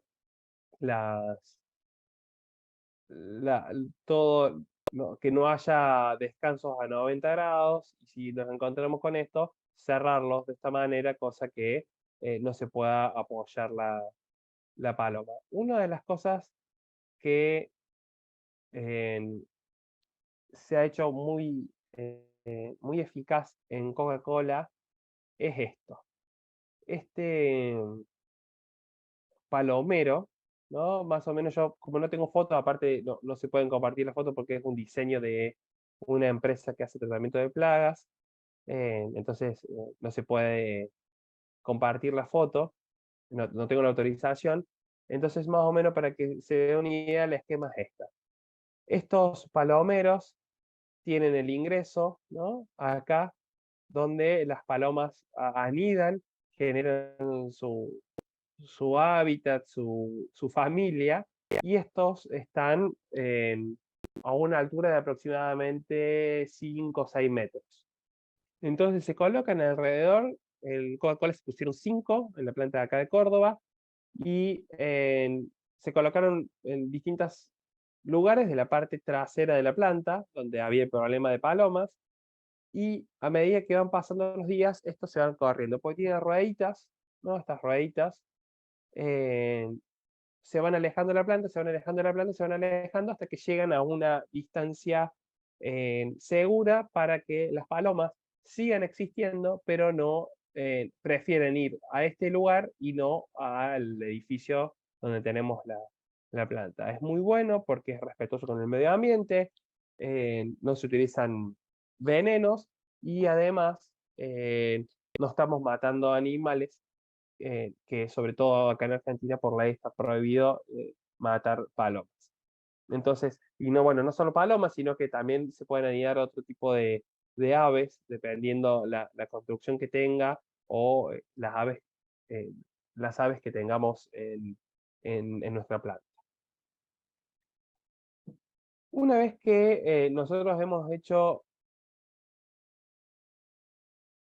todas las acciones para controlar a nuestras plagas, hemos tomado los recados, hemos hecho los registros de hallazgos, hemos implementado todo el sistema de control, ¿no? De monitoreo. Vamos al análisis de datos. Y esta información es muy, muy importante hacerla, porque eh, si no hacemos este tipo de trabajo, básicamente todo lo que hemos hecho queda en nada, ¿no? No vale la pena hacer registros de control de plagas si no hacemos ese análisis de datos. ¿Por qué digo que no vale la pena? Porque estamos perdiendo muchísimo tiempo valioso de llenar registros que después quedan guardados o archivados en ningún lado, ¿no? Como que, si nosotros hacemos control de plagas, sí, tuvimos algunos hallazgos, sí, la última vez encontramos, pero si nosotros no hacemos un análisis de esa información con todos los hallazgos que hemos tenido, con todas las incidencias, las presencias, los avistamientos, perdón, de los distintos roedores, de las distintas plagas, no tiene mucho sentido hacer el registro. Podemos hacer toda la parte de control sin necesidad de hacer un registro, si no vamos a analizar esos registros, si no vamos a hacer nuestros gráficos de tendencias, si no vamos a establecer acciones de mejora o acciones preventivas en base a la información que vayamos obteniendo. Estos son los clásicos gráficos que podemos hacer análisis de datos, donde podemos ver cuál es la importancia o cuál es la implicancia que tiene cada uno de nuestras plagas en nuestra planta, cómo se van comportando los roedores, las palomas o los insectos en el mes en curso, en cómo es la tendencia anual de los insectos. Fíjense, un año es así, este año venía en baja, bueno, hay que investigar los por qué, cómo fue el promedio de infestación de insectos en comparativa año tras año, y luego, en base a ese análisis que hagamos, nos vamos a ir a identificar las zonas de mayor peligro. Esta era la misma planta, acá está agrandada con todo el perímetro, ¿no? Nosotros, perdí el cursor otra vez, ahí está. Nosotros tenemos que tener en cuenta, bueno, esto es una zona de árboles, ¿no? Acá tenemos árboles y acá adelante también. Por acá se ingresa la planta, ¿sí? Acá se ingresa la planta, acá esto es una calle, acá tenemos otra calle para los camiones, ¿sí? Y acá está el estacionamiento, administración, laboratorio. Básicamente, lo que nosotros normalmente tenemos es, acá está el cursor, lo pierdo muy fácil, ese puntito, en esta barrera, ¿no? Que es la barrera, vamos a escribir así se entiende más. Acá nosotros tenemos la barrera secundaria, luego la barrera primaria y dentro de la planta tenemos nuestras otras barreras. Perdón, nuestras otras estaciones. En la barrera secundaria, nosotros vamos a poner para los roedores distintas estaciones de monitoreo. Distintas no, las estaciones de monitoreo a lo largo de todo el perímetro, ¿no? Y en base a esta distribución, que nosotros la podemos hacer, se recomienda que esté entre 10 y 15 metros, tengamos una estación, vamos a poner todo alrededor de la barrera secundaria nuestras, nuestras estaciones de monitoreo para ver qué hallazgo vamos obteniendo, ¿no? Esa sería nuestra barrera de control. Luego, si puedo cambiar de color, no me deja. Vamos a las barreras, ¿dónde vamos a poner las estaciones de control?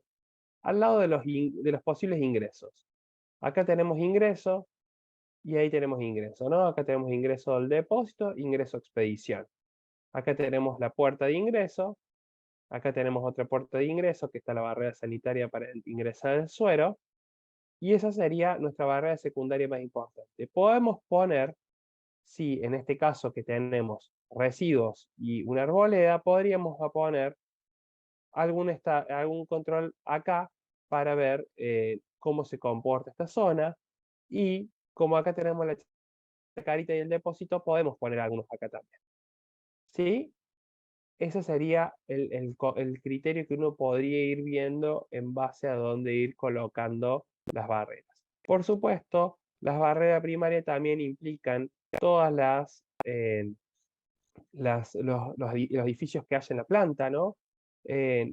Pongo de este lado, fíjense, porque acá hay una calle, acá hay movimiento de gente, entonces es raro que suceda algún hallazgo acá. Sí, entonces digo, bueno, yo recién les mostraba todas donde podríamos poner los distintos cebos o las distintas estaciones, ¿no? No me deja ahora escribir. Bueno, ya va a aparecer. Gracias, Verónica.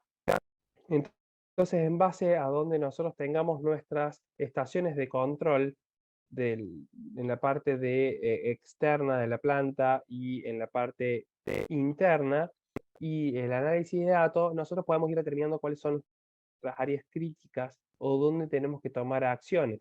Por ejemplo, en el caso de esta planta, nosotros teníamos en esta zona de silos una gran cantidad de moscas y en esta zona una gran cantidad de actividad de roedores.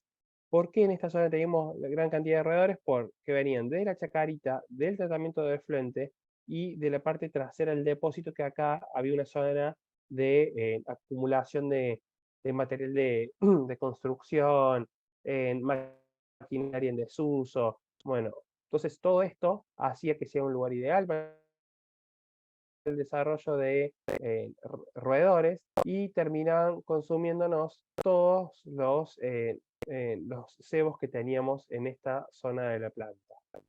Entonces, ¿qué se hizo?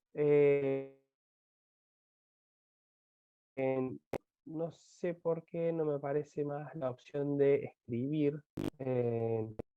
Bueno, no importa. ¿Qué se hizo? En esta zona se intensificó el control. Bueno, se hizo un cebado intensivo, ¿no? Donde se colocó gran cantidad de cebos durante mucho tiempo y constantemente se revisaba y se reponía. Y en esta zona optamos por los fly hunt y pusimos dos, uno en esta punta y otra en esta punta, ¿sí? No podíamos poner sobre esta parte porque acá estaba el ingreso al planta y no queríamos que se nos vayan ahí. Entonces se colocó ahí en el medio, en ese espacio de silos que queda. Entonces se colocó uno ahí y otro ahí. Y en un momento del verano se colocaba uno de este lado. Entonces las moscas salieron de este triángulo de zona productiva donde estaba el personal, los camiones y demás, y era muy molesto la cantidad de moscas que había. Y se logró una reducción realmente asombrosa. Pero esto salió del análisis, ¿no? De toda la información que teníamos, de cómo se repetía año tras año en el verano, un gran foco de mosca, donde teníamos que estar con sistema de volteo constante, herbicidas en toda esta zona. Entonces, de esa manera se tomaron acciones. A lo que es fundamental tener claro los resultados de la información obtenida en las estaciones de monitoreo y control, junto con las aplicaciones de avistamientos de infestaciones. Eso es lo que yo les decía.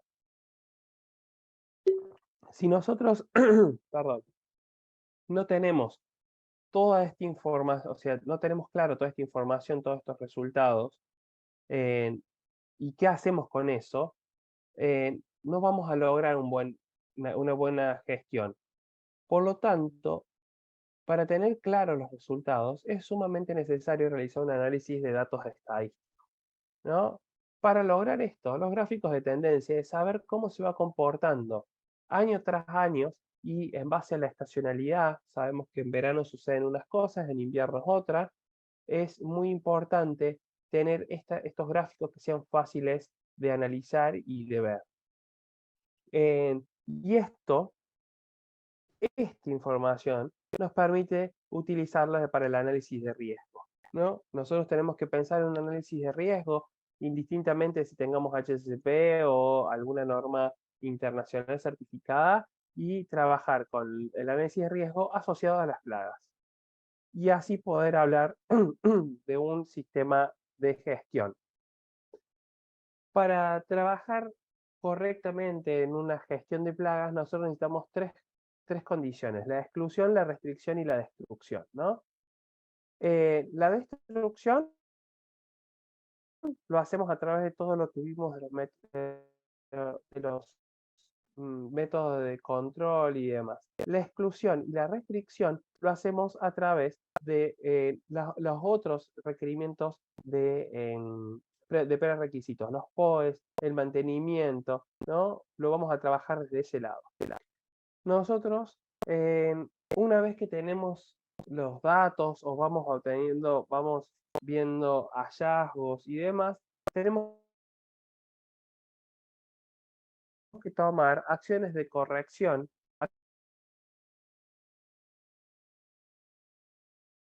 acciones de contención y las acciones correctivas. ¿Qué es esto?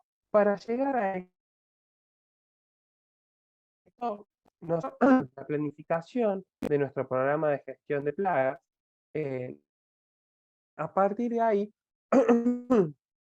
la adaptación del sistema.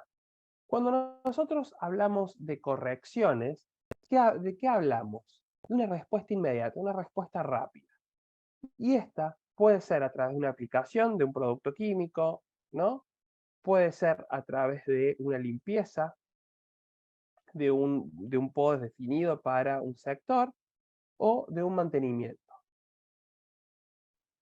¿Por qué decimos mantenimiento? Porque si encontramos un hueco en una en una pared, hay que arreglarlo inmediatamente. Eso es una corrección. Cuando encontramos una tela mosquitera dañada, inmediatamente hay que arreglarla. Cuando tuvimos una infestación, hay que limpiar la zona, por lo tanto vamos a ejecutar un PODES.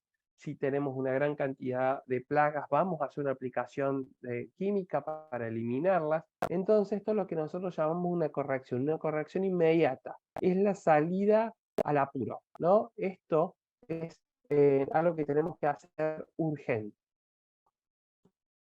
Luego vienen las acciones correctivas, que es una respuesta a fondo, ¿no? Las acciones correctivas se hacen a través de herramientas de la calidad que tienen que ser interdisciplinaria. Se tiene que buscar la causa raíz, esto es fundamental.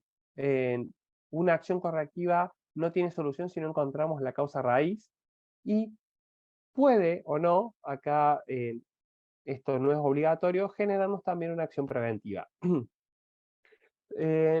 ¿Cuáles son las acciones las herramientas de la calidad más comunes? Creo que esto lo deben saber, pero yo acá le traigo un refresh, que son la espina de Pescagua o Iquillagua, el diagrama de Pareto y un diagrama de dispersión. Cualquiera de esos tres métodos, en realidad no cualquiera de esos métodos. El uso de tres herramientas de la calidad nos va a dar normalmente la causa raíz. ¿Cuál fue la causa raíz de lo que nos haya pasado con respecto a la plaga? ¿Por qué es recomendable que sea interdisciplinaria? Porque cuando nosotros encontramos un foco, una infestación de alguna plaga particular, es importante que participe el personal de producción para ver qué se estuvo haciendo en el último tiempo, qué nos llegó a ese punto. El personal responsable de la gestión de plagas, de por qué se dejó que se logre la infestación y no se tomaron las acciones pertinentes previo. El personal de mantenimiento, por si se estuvo haciendo alguna corrección y no se tuvieron los cuidados pertinentes o no se realizaron las acciones, los mantenimientos preventivos definidos o los mantenimientos correctivos porque hubo en alguna rotura y demás. El personal de calidad para entender cómo fue el hecho y aportar sus herramientas para lograr averiguar la causa raíz.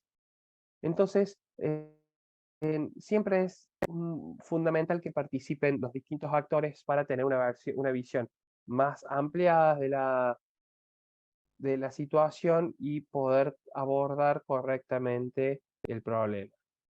Por último, tenemos las acciones de contención. ¿Qué son las acciones de contención? Son acciones para evitar la propagación, ¿no? Nosotros encontramos una infestación, lo primero que vamos a hacer es aislar la zona. ¿Qué pasó? Ah, ahí está. Aislar la zona. Luego vamos a dejar identificada la zona como que está aislada y vamos a informar y notificar a todas las personas que tenemos una zona aislada por una presencia de alguna plaga o de alguna infestación. Esto es muy importante realizarlo, es cuestión de cerrar sectores, tomar acciones para el desvío si son zonas críticas donde es obligatorio que ingrese el producto ese estará comprometido luego y se hará un análisis, pero no podemos ingresar a esa zona si tenemos una infestación de alguna plaga que sea muy grande. Luego de tener claro estas actividades que tenemos que hacer, nosotros tenemos que plasmar toda esta información en un manual de gestión de plagas, donde van a estar todos los registros asociados que tenemos, el plano, por supuesto, con todas las estaciones de monitoreo y control, las especificaciones técnicas, las fichas de seguridad de los productos químicos y cuáles son los elementos de protección personal que hay que utilizar y dónde se encuentran, los instructivos de trabajo para el control de plagas, los procedimientos de acciones correctivas y procedimientos de correcciones. Todo esto tiene que estar agrupado en un manual de gestión de plaga que nos va a permitir tener el marco guía de cómo vamos a realizar toda esta actividad y cuáles van a ser las responsabilidades, quiénes van a ser los protagonistas de cada una de las actividades y cómo se deben hacer, cómo se deben registrar y qué acciones hay que tomar. ¿Por qué digo que tenemos que tener las acciones ya definidas? Perdón, era esta. Es muy importante tener definidas qué se va a realizar de acuerdo a los hallazgos que tengamos. Nosotros tenemos que tener normalizados los hallazgos en base a una criticidad, a una valoración que nosotros podemos dar y definido en qué condiciones decimos cada una de las situaciones. Si tenemos un grado de criticidad, qué acción correctiva vamos a hacer y cómo vamos a controlar esta situación, ¿no? Entonces, tener todo este definido junto con las acciones correctivas es fundamental para tener una gestión ya planificada y ya saber hacia dónde vamos con todas las acciones de corrección. Y luego, si se nos va se nos sale de línea, de eje, tomar las acciones correctivas pertinentes. Esto es muy importante, tenerlo ya previamente definido en un manual y ver cómo vamos a realizar cada una de las acciones de corrección en base a cada uno de estos puntos que podamos tener. Esta foto quedó fuera de lugar, pero esta identificación in situ de las estaciones de monitoreo tiene que constar de 3 partes. Una es la gráfica, digamos, que va ubicada sobre la pared, ¿no? Lo recomendable no es esto que esté sobre el piso, sino que esté a la altura de la vista, ¿no? Entre metro y medio, metro 80, que esté este cartel donde diga el número y abajo esté la estación con el mismo número. A su vez, en el plano, esta estación tiene que estar marcada. Esto es fundamental que exista esta doble marcación para que esta estación no se mueva y no la corran de un lado a otro, ¿no? Pasa mucho cuando ponemos estaciones de monitoreo o de atrapa roedores dentro de la planta y hay que, sobre todo en los depósitos donde hay que maximizar el espacio, entonces por ahí te lo corren para apoyar un palo contra la pared. Entonces esto evita eso porque ahí está el cartel que ahí tiene que estar el atrapa ruedas. Dicho todo esto, justo llegamos al final, bastante rápido el último. Bueno, yo quería que vean todo esto porque mañana vamos a arrancar ya con el manual de plagas, cómo se conforma, cuáles son las partes, los ejemplos, ¿no? Por supuesto, de las acciones correctivas, las acciones de corrección ya definidas y la parte de requerimiento de normativas, reglamentarias y lo que le tenemos que pedir a una empresa que hace control de plagas. ¿Ha quedado alguna consulta pendiente de esta clase de hoy o de ayer?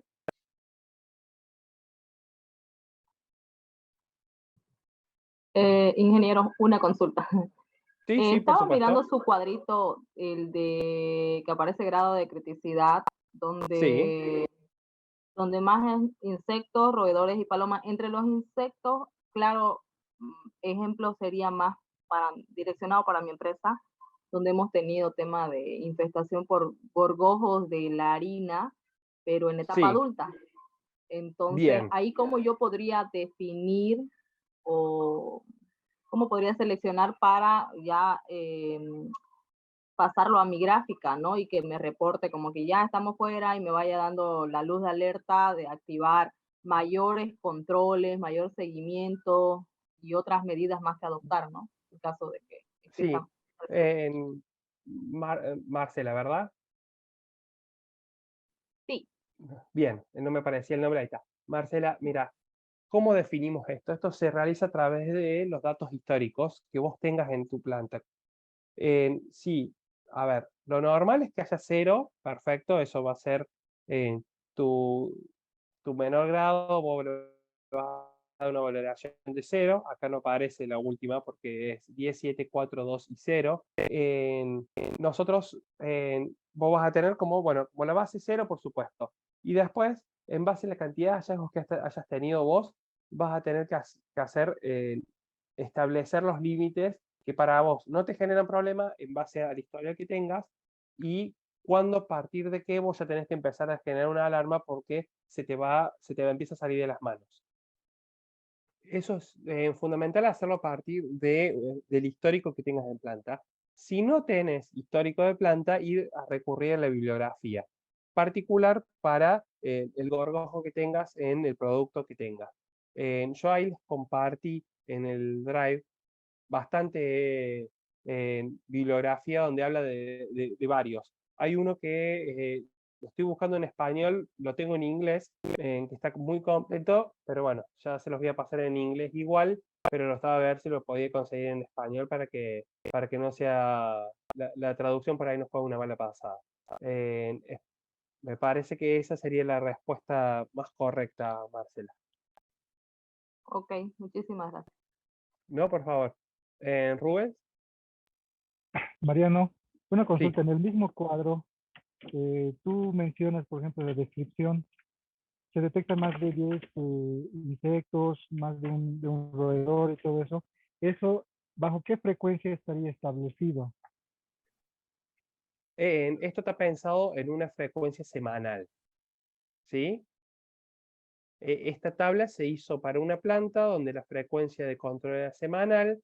Entonces, si se detectaban más de 10 presentes en el ambiente, ¿no? Estamos hablando de insectos presentes en el ambiente, no en atrapa insectos.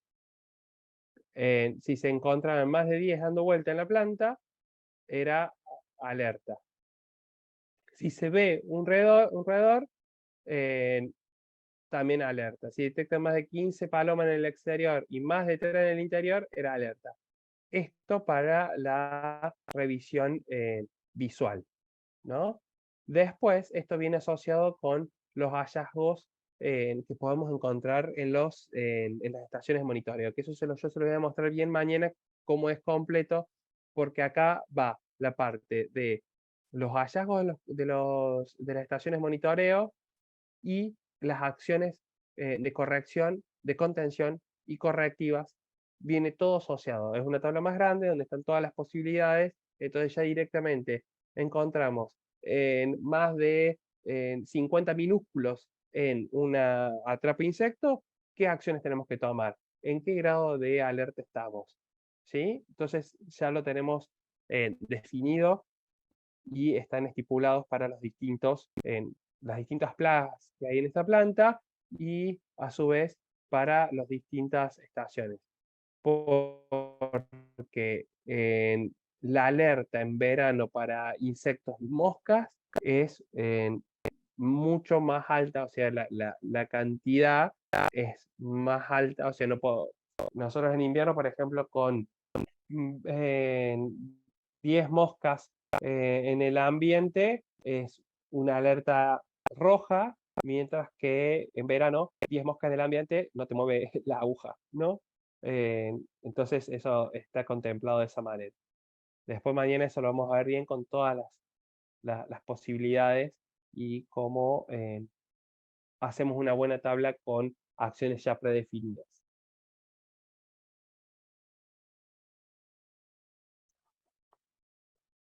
¿Sí, Rubén?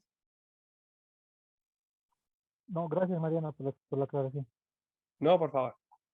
Bueno, si no hay más consultas, sigue estando disponible, por supuesto, WhatsApp si alguien tiene una duda. Nos encontramos mañana ya con la última clase. Disculpen por el corte de internet que tuve hace un ratito. Yo esta presentación ya está subida en el Drive también, ¿no? Yo subí las dos hoy juntas. Así que ya la tienen para la consulta y para mañana, si la leen y hay alguna duda más, a disposición.